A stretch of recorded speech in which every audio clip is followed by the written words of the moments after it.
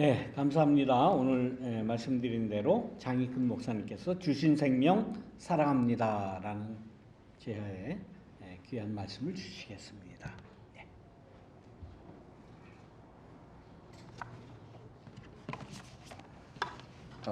안녕하십니까. 우리들 주변에 흔히 나이 든 사람들이 모이면은 무엇을 먹으면 건강하게 오래 살까?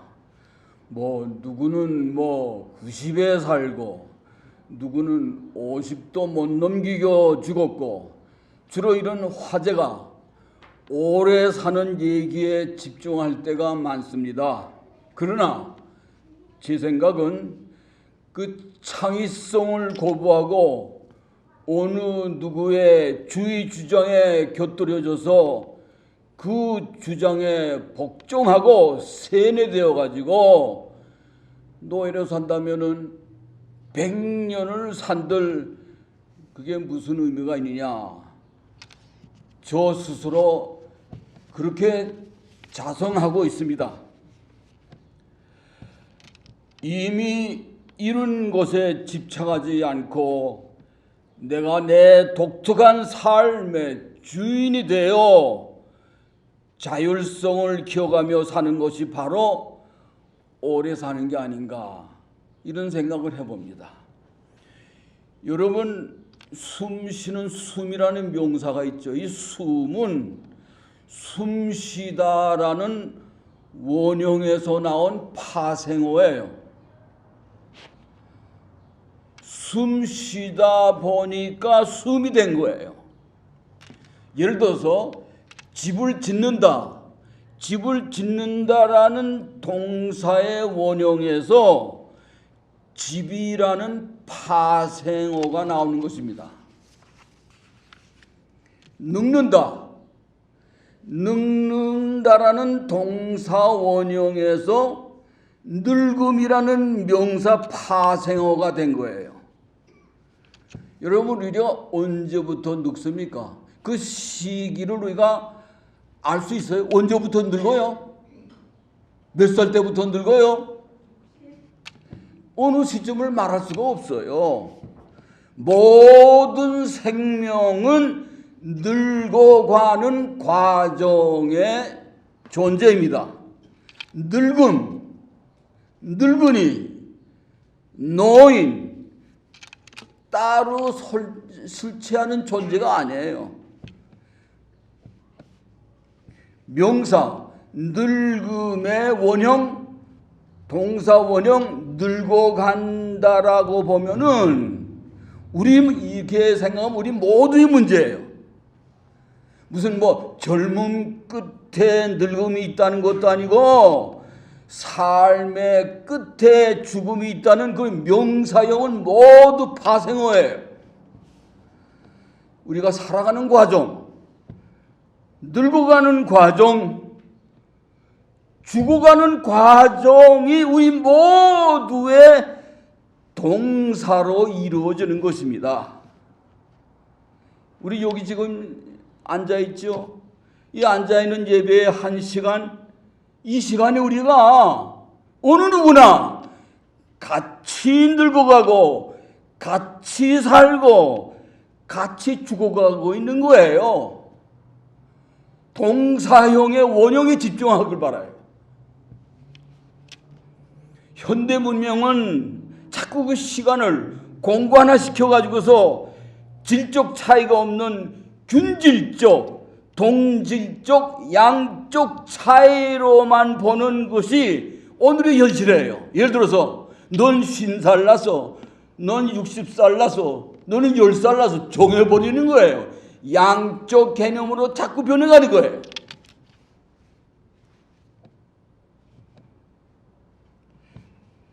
그래서 공관화된 이 24시간 하루를 어떤 질적 시간으로 만들어 갈까 하는 그러한 고민을 며칠을 해보고 조금 풀이해 보려고 그래요. 위에서 정답이 주어지면은 내가 남의 본질에 맞추어 종으로 살아야 한다는 옛날 플라토의 요력적 본질주의의 기독교 교권, 1000년 전에 만들어진 이 교리주의에 아직도 그거에 매여가지고 예배하고 있어요. 거기에서 탈출해야 하는 시대에 우리가 살고 있어요.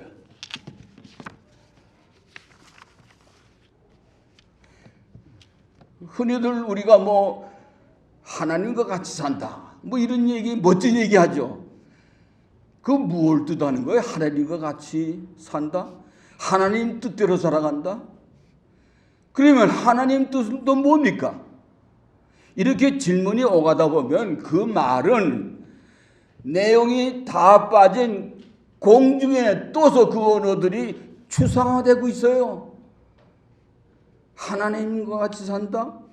무슨 뭐 뼈죽 땅에 들어와서 경건하게 예배드리면 그게 하나님과 같이 사는 겁니까? 지난 7월 1일부터 1월 7일부터 31일까지 LA에 대형 화재가 발생했습니다. 근데 어느 교회가 그 불길을 막으려고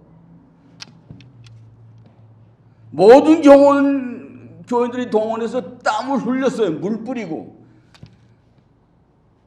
교회가 불타기 직전 31일 화마를 이겨냈습니다. 다들 눈물을 흘리고 그때 교인들이 우리 하나님은 살아있다 하고 함성을 질렀네. 그 함성은 단순한 간격의 표현일 뿐이지 그 함성이 하나님에 대한 정의는 아니잖아요. 그러면 그 안에 불탄 여러 교회의 하나님 다 죽은 겁니까?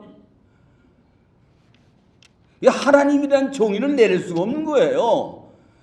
1000만 명이면 1000만 명의 하나님 정의가 주관적으로 서 있는 거예요. 누가 하나님 정의를 객관화합니까? 그걸 객관화하려고 노력하는 것이 교권, 교리들이에요.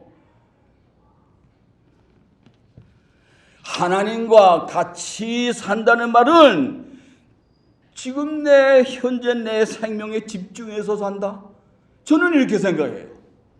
다시 말해서 지금 이 순간 나에게 허락된 내 생명에 몰입해서 최선을 산다는 말이 되겠습니다.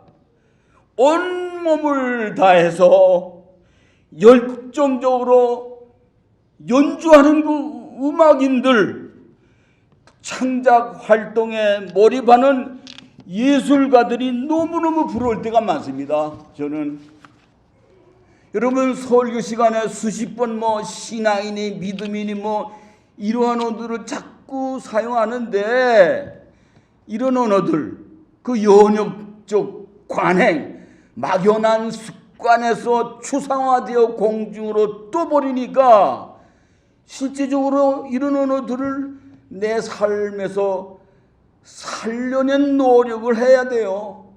가끔 이 언어들을 변형시켜서 이 언어가 내 삶에 어떤 영향을 주느냐. 그 신앙을 다시 조금 다른 말로 얘기하면은 항상 새로워진다는 말이에요. 사람은 신앙으로 살 때만 현재에 살 수 있어요. 현재에 사는 사람만이 현존이에요. 바로 그 현존이 하나님과 같이 산다는 것입니다. 믿음이란 항상 관심을 갖고 계속 질문해 가면서 자율성을 키우는 힘의 밑바탕이 되자는 것입니다. 여러분 교회 수십 년 다니면서 언제 성경에 대해서 질문 한번 해본 적 있습니까? 진지하게 질문 한번 하고 토론해 본 적이 있습니까? 말 잘못하면 무슨 교리에 어긋날까 봐 한 번도 질문을 해본 적이 없다는 것은 기독교에 아무런 관심이 없다는 거예요. 그냥 공동체에서 밥 먹다가 그냥 즐겁게 웃다 가는 교회라면요, 그 교회는 동네 사교 모임으로 퇴락하는 거예요. 지금 아마 거의 그럴 거예요. 여러분, 유명한 소설가 박경리라는 사람을 알 것입니다. 이 박경리는 그 작품 활동을 하면서 몇 년을 머리 헤맸다가 이제 피땀을 흘리면서 작품을 다 끝내고 출판사에 보내고 돈이 들어와요. 그리고 한 6개월 동안 쉬는 그 안일한 시간을 제일 두려워했어요. 이 안일한 시간, 나를 죽이는 시간이라고 생각했다고. 그래서 가만히 있지 못하고 그냥 멀쩡한 집을 부시고 또 새로 짓고 그래요.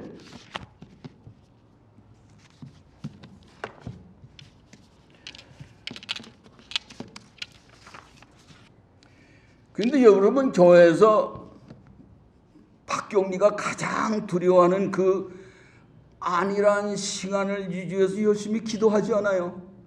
그렇죠? 이 종교라는 것은 사람들로 하여금 우주에서 안도감을 느끼게 해줘야 한다지만은 그것은 지혜에 관한 지식이라기보다는 속임수에 관한 가짜 지식이에요. 사람은 어려울 때 더 강해져요. 그러므로 종교는 사람들을 무기력하게 만듭니다. 여러분, 잘 아는 킬케고리라는 사람도 각자 자기의 특기, 각자 에센스를 발견 못하고 부모가 정해준 가훈, 그리고 성서가 명령하는 주어진 해답을 갖고 I'm safe, 나는 안전하고 안일한 지금 이 상태에 머물면은 권위에 종속되어 편안해진 심리적 허약성에서 벗어나지 못한 상태를 가장 위험하다고 했어요. 그건 누구나 다 그런 얘기해요. 자율성, 실천성을 갖고 안일에서 뛰쳐나와 죽어가는 허약하고 소중한 생명을 살려내야 한다고 했습니다. 킬케고리가 살던 복지국가 덴마크가 너무 평화로운 곳에서 그곳에 문제가 있다고 지적한 것입니다. 여러분, 생명은 시끄럽고 활력이 넘쳐야 생명이 약동한 것입니다. 생명에는 자극과 텐션이 있어야 합니다. 괴로워할 필요가 없어요. 그 괴로움 자체가 생명을 약동케 하는 원동력이에요. 사람은 어려울 때 더 강해지고 자율적 삶을 살게 됩니다. 이것저것 나이를 들다 보니까 내가 이룬 가장 위대한 업적은 내가 비록 하버드 근처에도 못 가봤지만은 내가 살아있다는 것이 가장 위대한 업적이에요. 결국은 옛날에는 시어머니에게 구박받던 오며느리가 그 시어머니 앞에서 자율성은 꿈도 못 꼈어요. 그냥 시어머니한테서 복종만 하던 며느리의 그 분노를 어떻게 표현할 수가 없어. 그래서 그냥 지나가는 강아지 발길로 툭툭 차버릴 때가 바로 그 며느리의 마음을 해소할 수 있는 방법이에요. 유일하게. 그때 비로소 어머니가 그 강아지의 비명소리를 듣고 며느리가 지금 어떤 심정을 갖고 있구나, 그때 알 수 있어요. 굴욕을 느끼며 살던 며느리의 가슴에 쌓인 그 분노를 요즘은 강아지를 거둬찰 필요가 없어요. 그냥 짐 싸고 애들 안고 나가면 되는 그런 시대가 왔어요. 누가 뭘 합니까? 정답은 없습니다. 남이 이래라 저래라 할 수 없습니다. 나의 정답은 내가 만들어야 합니다. 타성에 잡혀있는 우리들에게 이 성경은, 바이블의 핵심은 실존을 주장하면서 지금이 위기의 상태라고 우리들에게 경고하고 있습니다. 다시 말씀드리면은 안일한 지금 상황을 위기 상황이니까 결단하라는 말씀이 성서 여러 곳에서 볼 수 있습니다. 여러분, 살아있다는 것은 새로워진다는 거예요. 끊임없이 변화와 자기 혁신을 해나가라는 것이 성서의 명령입니다. 여러분, 생명의 본질은 오늘 내일 똑같은 환경에 반복되면서 머물지 않고 환경을 개변하고 개혁시켜서 존엄한 품격을 살려내라는 것이 생명의 본질입니다. 자율성 없는 생명은 무지와 속박으로 또 밀려 들어가 밀랍 인형처럼 죽음이 지배하는 삶입니다. 자율성이 약도하는 자리가 천국이고 자율성을 짓밟는 악마가 있는 곳이 지옥입니다. 저는 일생 동안 텃밭을 가꾸면서 그 조그만 딱딱한 씨가 땅속에 들어가서 흙의 자양분을 받아가지고 봄마다 새롭게 싹이 신비롭게 피어나는 것을 매년 보지만 그래도 그냥 아침마다 그걸 보면은 그 감격의 심정으로 감탄하고 매년 그래요. 옛사람들은 식물과 포유동물의 번식 과정을 같은 이지로 보았어요. 동물이나 식물하고 똑같이 씨가 들어가서 자라는 줄 알았어요. 그 남자의 씨가 여자라는 그 땅에 들어가서 그 땅에 그 여자의 몸의 자양분을 9개월 동안 빨아들여서 태어난 것으로 인식했어요. 그래서 따님이라는 어원은 땅이에요. 땅의 어원이 딸이 된 거예요. 여러분, 믿어지지 않죠? 그거 조금 저를 믿으라고 보충 설명을 하겠어요. 좀 길지만 여러분, 물질, 생명, 의식, 정신을 우리말로 표현하면 이것이 뭔가니 쌀, 알, 올이에요. 설명할게요. 쌀이란 물질을 먹고 살아나는 생명을 갖고 있으면은 알아차리는 의식을 갖고 나면은 그 정신, 올이라는 정신을 차리게 됩니다. 여러분, 올 또는 정신, 혼, 영이라는 말이 있죠. 참 생명인 올이 빠져 있는 올 빠진 그 말이 되죠. 또 올이 가버린 올가리, 올이 쏘고 있는 오리석은. 우리 몸은 다 편편하잖아요. 이 다 매끈매끈하잖아요. 근데 그 얼굴에는 울퉁불퉁한 골짜기가 많아요. 그 골짜기에 내 표정, 정신, 올이 배어 있으니까 올골이에요. 올골. 그리고 여기에는 콧구멍, 귀구멍, 구멍이 많잖아요. 굴이 많은 곳에 표정, 정신, 올이 잠겨 있으니까 그게 올굴이에요. 올굴. 여러분, 몸에서 기가 막 뿜어오르죠. 그걸 기쁨이라고 해요. 우리말 새로 찾기의 전문가인 유영모의 책을 보고 얘기하는 것입니다. 그 얘기를 조금만 더 말씀드리겠습니다.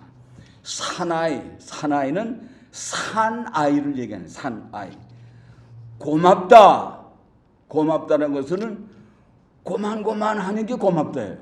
왜 고만고만하니? 옛날 시골에 손님이 쭉 지나가다 우물가에 들어가면 목이 말라가지고 그 아낙네들한테 물 좀 주시오. 그러면 바가지를 내밀면은 그 아낙네들은 우물가에서 물을 퍼가지고 넘치도록 부어줘요. 그럼 고만. 그래서 고맙다는 말이 나온 거예요. 이건 내 얘기 아니에요. 유영모의 얘기예요. 기혼 여성을 아기 주머니, 아기 주머니. 그래서 아줌마. 아저씨는 또 옛날처럼 씨를 가졌기 때문에 아저씨. 아버지는 어머니의 배우자이기 때문에 아버지. 어제라는 것은 언제 지나갔지? 그래서 어제고. 또 여보는 뭔가니? 여기 좀 봐요. 그게 여보가 된 거예요. 왜 그런가니? 옛날 신부들은 몇 년이 결혼하고 몇 년이 지나도 신랑 얼굴을 제대로 못 봤어요. 그래서 항상 그 와이프 여기 좀 봐요. 그러다가 여보로 된 겁니다. 우리가 봄에 꽃이 피죠. 만물을 만들어내는 생명의 영광을 다시 보기 때문에 봄이라 그랬어요. 여러분, 우리가 시읒 받침에 그 하늘 재단에 하나씩 올려놓으면 뭐가 됩니까? 시읒 받침에 하나 올리면 즈가 되죠. 즈. 또 하나 올리면 뭐가 돼요? 츠가 돼요. 스, 즈, 츠에 대해서 조금 설명하겠고요. 스는 사람, 씨앗, 생명, 생전 본능인데 그 위에 하나의 획을 하늘 재단에 올려놓으면은 그게 성숙의 길이 되는 거예요. 그러니까 즈가 되죠. 진리, 잘한다, 존재, 진실이 돼요. 그게 또 그 재단에 하나만 또 올려두면 츠, 초월, 참인간, 참생명, 야, 참으로 잘한다. 이렇게 성숙의 길로 올라가는 것이 그 유영모의 이론입니다. 자, 다시 딸 이야기로 돌아가서 여자는 씨를 받아서 키우는 땅에 불과하기 때문에 사람 취급 못 받았어요. 그냥 여자는 남자의 노예로 취급받았어요. 미국에서는요, 독립한 지 수백 년 후에 겨우 1920년에야 여자가 참정권, 투표권이 생겼어요. 영국은 더 늦어요. 그 보수적인 영국은. 영국은 1928년에야 여성 참정권을 획득했습니다. 지금도 어느 교단에서는 천주교는 물론이고 여성 목사 안수가 불가능해요. 그러니까 그 다 씨의 개념에서 나온 거예요. 수천 년을 사람 취급 못 받던 여성 운동, 여성 인권 운동의 기폭제는 1827년 러시아 사람 폰 베어가 포유류의 난자를 발견했습니다. 그게 여성 인권 운동의 기폭제가 된 거예요. 여러분, 난자는 종자보다 10배보다 훨씬 더 커요.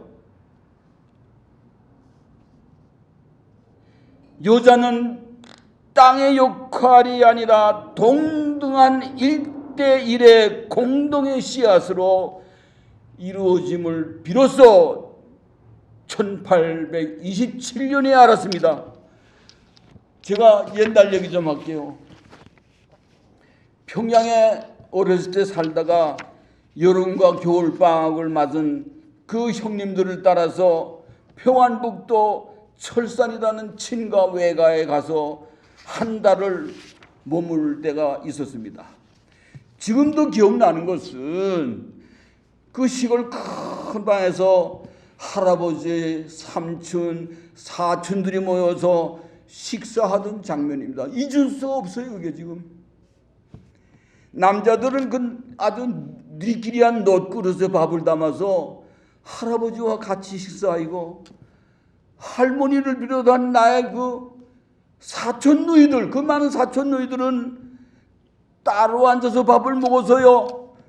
그 사촌 누이들은 밭에 가서 고생하고 돌아와서 또 불 떼고 밥짓 굶고, 그리고 그 고생한 사촌 누이들은 밥을 바가지에다 겨우 담아가지고 그 바가지를 상 위에 올려놓지도 못하고 밑에서 주워 먹었어요.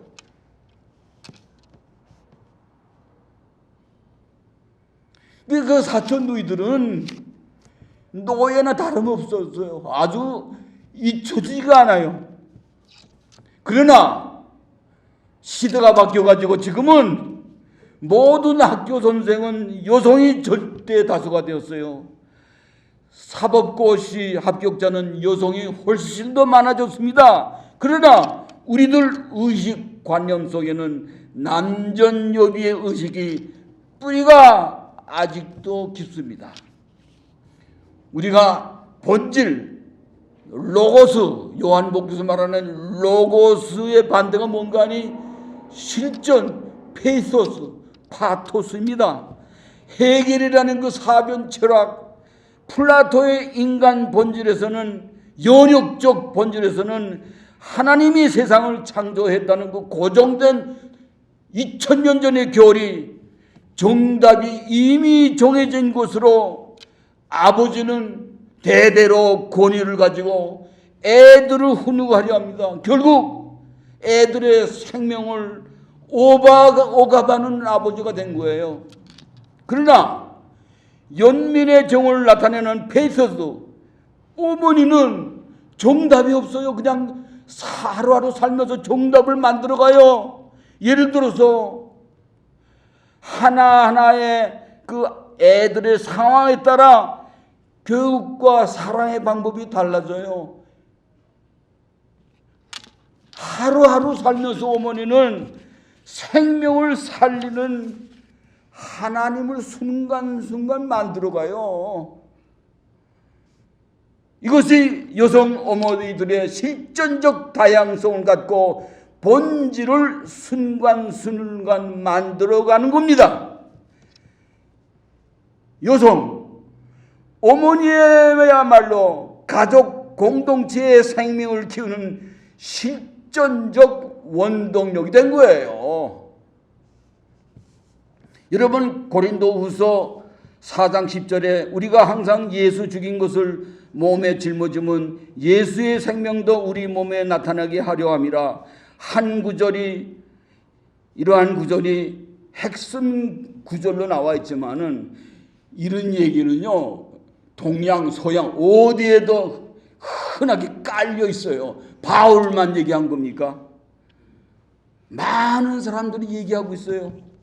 좀 더 쉽게 얘기하면은 하이데거, 예를 들어서 하이데거는 우리의 삶은 죽음의 눈을 감고 삶에 몰두하는 것을 통해 충실해지는 것이 아니라 매 순간마다 죽음을 선고하면서 자신의 삶의 죽음 앞에서도 의미를 상실하지 않는 진중한 삶이 되도록 항상 깨어있는 것을 통해 삶에 충실해지는 것이 이 바울 얘기를 재해석한 겁니다. 또 에베소서 5장 16절에도 보면 시간을 아껴 쓰라는 말이 있죠. 고후 5장 10절 죽음을 직감하라는 말들이 그 아무 데서나 들을 수 있는 거예요. 꼭 성서만 있는 게 아니에요. 이게 흔히 빠진 얘기예요.